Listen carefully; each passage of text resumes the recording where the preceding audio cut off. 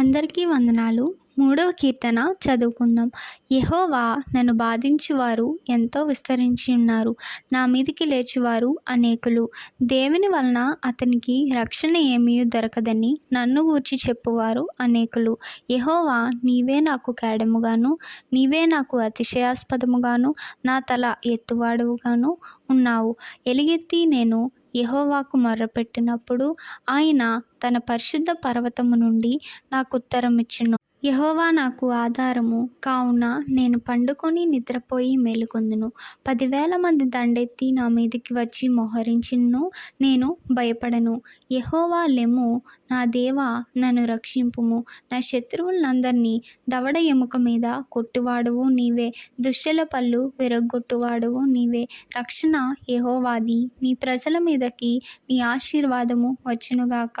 ఆమేన్.